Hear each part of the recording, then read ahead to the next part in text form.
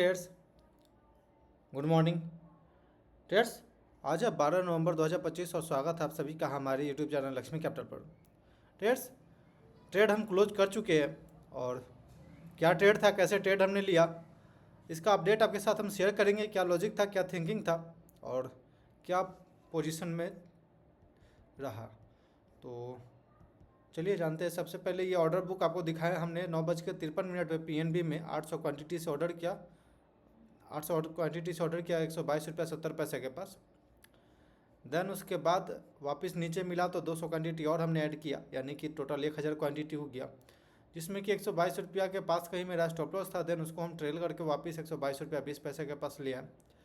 Then आप देखेंगे 1:01 पे 1:13 पे हमने 122 रुपया 47 पैसे के पास इस 1000 क्वान्टिटी को बेच दिया, यानी कि एग्जिट कर लिया। आप ये पोजीशन बुक देखेंगे तो 170 रुपया यहाँ पे माइनस में ही हमने क्लोज कर दिया इस ट्रेड को। पता नहीं ट्रेड्स, ऐसा फ्रस्ट्रेशन जैसा फील होने लगा था अब, मतलब कि सुबह से इस ट्रेड को होल्ड किए हुए थे और कुछ परफॉर्मेंस ही नहीं हो रही थी।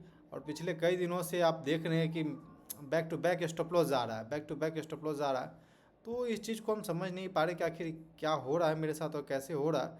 कुछ चीज़ें आज के दिन पे हम चेंज करने का कोशिश किए, जिसको हम कुछ फॉलो कर रहे थे, जिसमें से कुछ हम चेंज कर दिए आज के दिन पे। जैसे कि पहले हम ट्रेड लेने से पहले निफ्टी, बैंक निफ्टी या फिर ओवरऑल मार्केट को हम एक बार देखते थे। देन उसके बाद हम ट्रेड में प्लान करते थे क्या बाइंग साइड जाना है या फिर सेलिंग साइड जाना है। तो हमें कुछ ऐसा लग रहा था, कल के दिन पे हमने बैक टेस्टिंग में ऐसा लगा हमें कि ये सब चीज़ बेफिजूल का हम देख रहे हैं, जिससे कि परफेक्ट जगह हम इंटर नहीं कर पा रहे। स्टॉक के अंदर अगर हम ट्रेड कर रहे हैं तो ओवरऑल मार्केट में उतना देखना या फिर बार बार निफ्टी को देखना, बार बार निफ्टी 500 को देखना कि कहाँ जा रहा है, क्यों जा रहा है।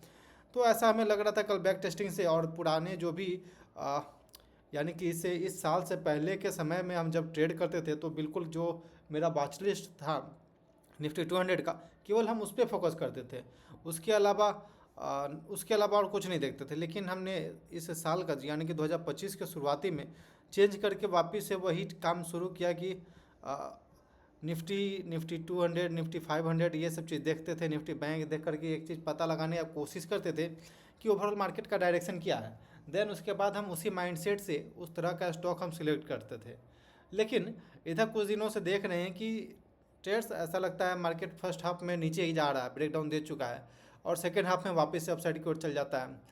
या फिर इस तरह का स्टॉक भी देख रहे हैं कि जब आप मान लीजिए शॉर्ट साइड का स्टॉक मिला हमें, शॉर्ट किए उस पर, लेकिन वापस से उसमें बाइंग जनरेट हो जा रही है। तो मेरा दिमाग ये कह रहा है कि नहीं नहीं, वो सब चीज़ें फालतू है।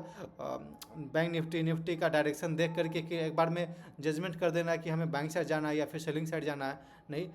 कुछ जगह हम इस तरह का एडिटोरियल भी पढ़े तो उससे हमें ऐसा लगा कि इस तरह का चीज़ें हमको नहीं।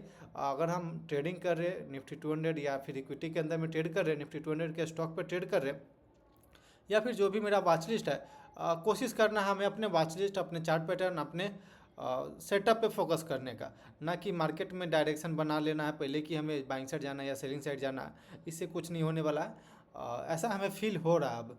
तो क्योंकि जब शुरुआती मंथ में इस 2025 में जब शुरुआत किए थे तो उस वक्त भी इस बात का ध्यान में आ रहा था कि देन उसके बाद जनवरी फरवरी मार्च ये 3 महीना उसके बाद चेंज किए।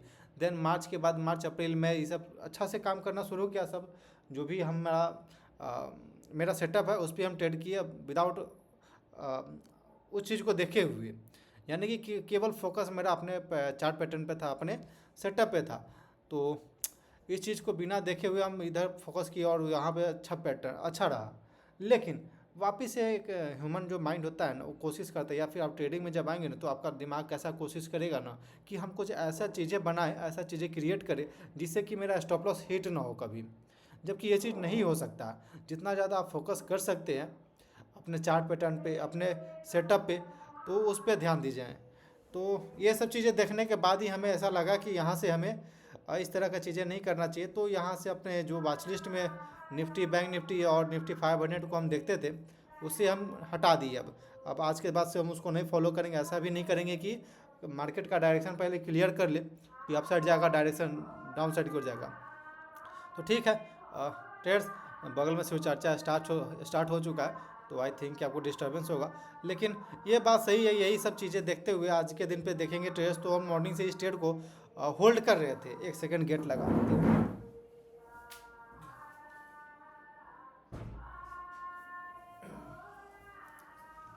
तो ट्रेड्स मॉर्निंग से हम इस ट्रेड को लेकर के होल्ड कर रहे थे। इसके अलावा मेरे पास टाटा पावर था, इसके अलावा लुपिन था, जो कि काफ़ी अच्छा परफॉर्मेंस दिया वो सब, लेकिन ये स्टॉक पता नहीं क्यों फ्रस्ट्रेट कर दिया। तो फ्रस्ट्रेशन के बाद समझिए तो 170 के पास हमने इसे एग्जिट कर दिया।